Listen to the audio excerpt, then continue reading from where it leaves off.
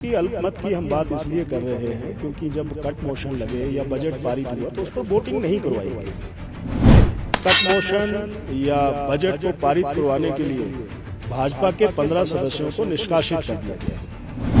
कांग्रेस में सब अच्छा नहीं है, हमें निष्कासित क्यों किया गया? इसलिए रेवड़ियां बांटने का काम उन्होंने शुरू कर दिया है। मित्रों को गाड़ियां, सरकारी बंगले दिए जा रहे हैं, कैबिनेट रैंक के स्टेटस दिए जा रहे हैं, हिमाचल प्रदेश की जनता को मूलभूत सुविधाएं मिल नहीं रहे हैं। नहीं, हम खामोश नहीं हैं, हम परिस्थितियों, हालात को बहुत नजदीकी से देखते हैं। लोकतंत्र में सब कुछ संभव है, पर लोकतंत्र में ये भी संभव है कि आप किसी को बिना सुने बाहर का रास्ता दिखा दें। ऐसा तो कानून नहीं कहता है। पिछले 3-4 दिनों में हिमाचल प्रदेश में काफी सियासी उठापटक देखने को मिली। राज्यसभा चुनाव हुए, उसमें भाजपा के प्रत्याशी जीत गए। उसके बाद जो 6 विधायक हैं उन्हें सदन से डिस्क्वालीफाई किया जाता है। इसके साथ एक चीज और यहां पर देखने को मिलती है कि हिमाचल प्रदेश सरकार पर यहां पर कहीं न कहीं सरकार गिरने का जो खतरा है वो तक पैदा हो गया। लेकिन इसके बीच में यहां पर मुख्यमंत्री ने कहा कि सरकार संभली हुई है, बहुमत में है, और अब जो मुद्दे थे या जो समस्याएं थी यहां पर सरकार और संगठन के बीच में, उनको ठीक करने के लिए भी यहां पर एक कमेटी बनाई जा रही है। लेकिन इन सब के बीच में सबकी नजर यहां पर फिलहाल भाजपा के ऊपर टिकी हुई है कि भाजपा की इन तमाम चीजों के बीच में क्या कदम अगला रहने वाला है। जी, हमारे साथ बातचीत के लिए यहाँ पर भाजपा के एमएलए हैं विपिन सिंह परमार, पूर्व में विधानसभा अध्यक्ष भी रहे हैं। कुछ टेक्निकल चीजें भी हैं, वो भी हम इनसे यहाँ पर जानेंगे। सबसे पहले तो अब सबकी नजर सर भाजपा के ऊपर टिकी हुई है कि अब भाजपा क्या करने वाली है, क्योंकि भाजपा कह रही है कि अल्पमत में चली गई सरकार, लेकिन मुख्यमंत्री कहते हैं सरकार पूरी तरह से सुरक्षित है। नहीं, मैं इतना ही कहना चाहता हूं कि अल्पमत की हम बात इसलिए कर रहे हैं क्योंकि जब कट मोशन लगे या बजट पारित हुआ तो उस पर वोटिंग नहीं करवाई गई, और कट मोशन या बजट को पारित करवाने के लिए भाजपा के 15 सदस्यों को निष्कासित कर दिया गया। तो वो हमारा आधार है। और जहां तक बात आपने पूछी है कि जो अस्थिरता का माहौल है उसका क्या आधार है और उसके लिए भाजपा क्या करेगी, हम एक 25 विधायकों का, चुने हुए विधायकों का एक मजबूत दल है, और कुछ 1000 वोटों के कमी के कारण हम सरकार नहीं बना सके हैं। तो यह अस्थिरता जो है हिमाचल प्रदेश के सुखद भविष्य के लिए अच्छा नहीं है। इसलिए हमें जागृत रहना, जागरूक रहना, एक भारतीय जनता पार्टी के दल की, संगठन की भी जिम्मेवारी है जो अपनी भूमिका को निभा रहे हैं और हम भी निभा रहे हैं। तो इसीलिए कई बार हमारी बातों के कयास ये भी लगाए जाते हैं। तो कयास यही है कि कांग्रेस में सब अच्छा नहीं है, हमें निष्कासित क्यों किया गया। और हम ऑनरेबल स्पीकर साहब के पास मिलने के लिए जा रहे थे, वहां पर मार्शल ने हमारे साथ धक्का मुक्की क्यों की, हमारी बात को क्यों नहीं सुना गया। तो इसी आधार पर यह अस्थिरता का माहौल बना है। और अस्थिरता या समन्वय जो समिति की बात आप कर रहे हैं वो कांग्रेस के अंदरूनी मुद्दे हैं। इसलिए रेवड़ियां बांटने का काम उन्होंने शुरू कर दिया है। मित्रों को गाड़ियां, सरकारी बंगले दिए जा रहे हैं, कैबिनेट रैंक के स्टेटस दिए जा रहे हैं, हिमाचल प्रदेश की जनता को मूलभूत सुविधाएं मिल नहीं रहे हैं।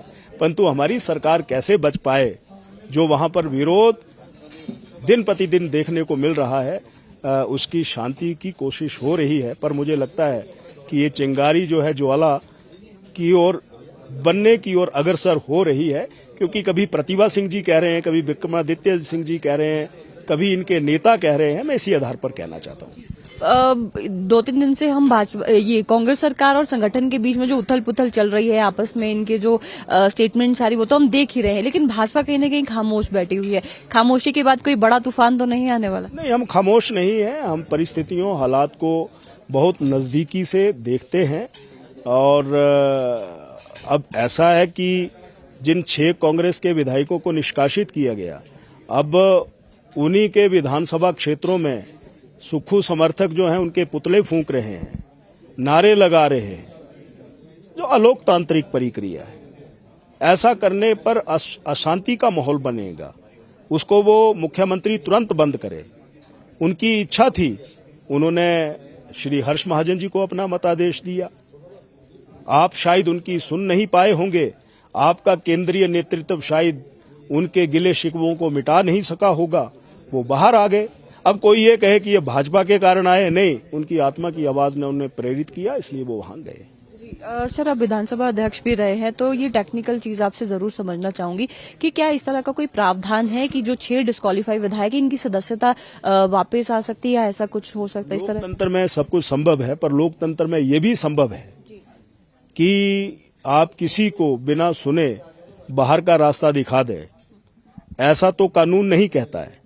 और अगर मैं भी कभी स्पीकर रहा हूं, शक्तियां अगर हैं, तो शक्तियों में ये भी है कि हम दूसरे को जो फरियादी है, जिसके ऊपर आरोप लगे हैं, उनको हम सुने। तो शायद यहां पर सुना नहीं गया और अपना एक आदेश जारी कर दिया गया।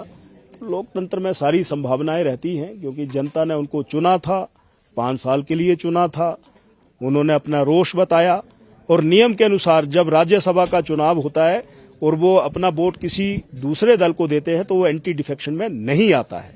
ये भी मैं कहना चाहता हूं। तो इसलिए संभावनाएं उनको अपने न्याय के लिए बहुत ओपन है। वो 6 विधायकों के ऊपर निर्भर करता है कि वो क्या सोचते हैं। क्योंकि कुलदीप सिंह पठानी जो वर्तमान में अध्यक्ष है, वो कह रहे हैं कि समय दिया गया था और ये राज्यसभा चुनाव में क्रॉस वोटिंग हुई है, इसके लिए नहीं बल्कि जो व्हिप जारी किया गया था उसकी उल्लंघना की है विधायकों ने। और वहां पर कहते उन्होंने हाजिरी भी लगाई है, लेकिन जब वहां पर वोटिंग होनी थी तो उस दौरान वो वहां पर मौजूद नहीं थे, इसीलिए उन पर ये कार्रवाई अमल में लाई गई। मैं इस विषय में कुछ ज्यादा नहीं कहना चाहता, क्योंकि हमारे ऑनरेबल स्पीकर साहब ने तो सुबह ही हमें फरमान दे दिया था कि आप बाहर चलिए, और जब उठ करके गए तो नियम के अनुसार उनको 12 बजे वहां आना चाहिए था, और सत्र शुरू हो गया उसकी जानकारी देनी चाहिए थी, ऑन रिकॉर्ड आना चाहिए था, उसका कहीं पर जिक्र नहीं है। वो अंदर बैठे रहे, वो किसके कहने पर कब अंदर पहुंचते हैं वो कोई जानकारी नहीं थी।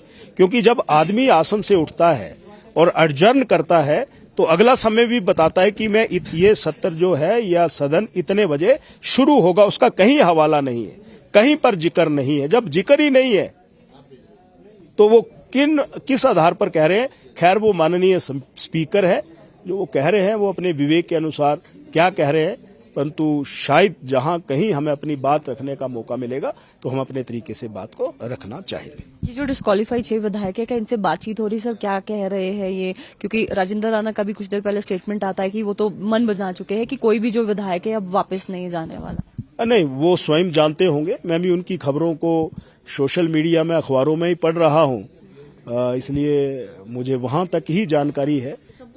नहीं, मेरा उनके साथ कोई संपर्क नहीं है। कौन है, जैसे मैंने आज पढ़ा कि कौन साध है और कौन गद्दार है, फैसला करेगी जन दरबार। जनता का दरबार जो है वो अब हमारे भविष्य के बारे में फैसला करेगी। इसलिए अखबारों में, सोशल मीडिया में, इलेक्ट्रॉनिक्स मीडिया में जो समय समय पर हमें जानकारियां प्राप्त हो रही है, उसी से हम अवगत है। कोई और विधायक भाजपा के कांटेक्ट में है? क्या वो भी संतुष्ट है अब, या फिर अभी भी नाराज है कुछ विधायक? मैं तो ये नहीं कहना चाहता कि कौन खुश है कौन नाराज है, परंतु अफरा तफरी का आलम वहां पर जरूर मचा हुआ है, और उसी से आप आभास लगा सकते हैं कि अब सुखू सरकार के पास चुने हुए प्रतिनिधियों का भी जो एक विश्वास होना चाहिए वो रहा नहीं।